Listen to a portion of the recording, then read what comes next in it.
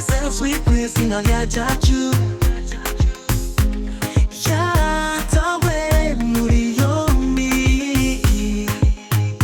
yombi yo yafashwe jo akabagi gukurikira mwafunzwe akurikiranywe ibikorwa by'ibitera soni mu ruhame no gutangaza amakuru y'urukozasoni yakoresheje mudasobwa gutukana mu ruhame gushira ahagaragara imikoreshereze y'ibitsina akaba ari byo byaha akurikiranyweho. Ibyo byaha akurikiranyweho hari ibihanishwa n'igifungo kuva ku mwaka 3 kugera kuri 5. Hari n'ibindi bihanishwa kuva ku mezi 6 kugeza ku mibiri mama, hakiyongeraho n'amafaranga kuva kuri miliyoni 1 kugeza kuri miliyoni 10.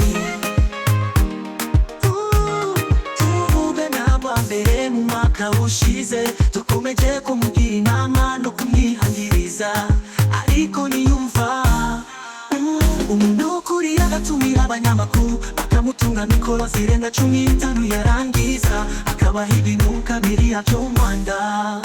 Ibyo byaha akurikiranyweho hari ibihanishwa n'igifungo kuva ku mwaka 3 kugera kuri 5.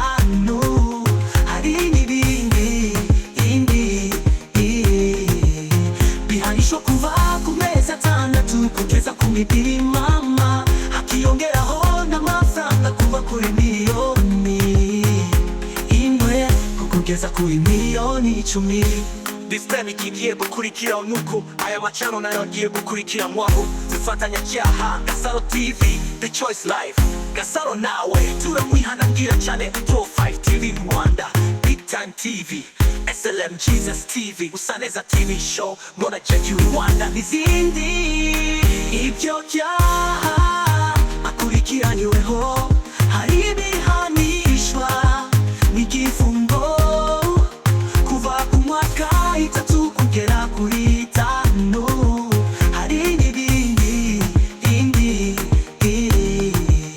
bihanishwa kuva ku mezi 6 kugeza ku mibiri mama, hakiyongeraho n'amafaranga kuva kuri miliyoni 1 kugeza kuri miliyoni 10. Ibyo byaha akurikiranyweho hari ibihanishwa n'igifungo kuva ku mwaka 3 kugera kuri 5.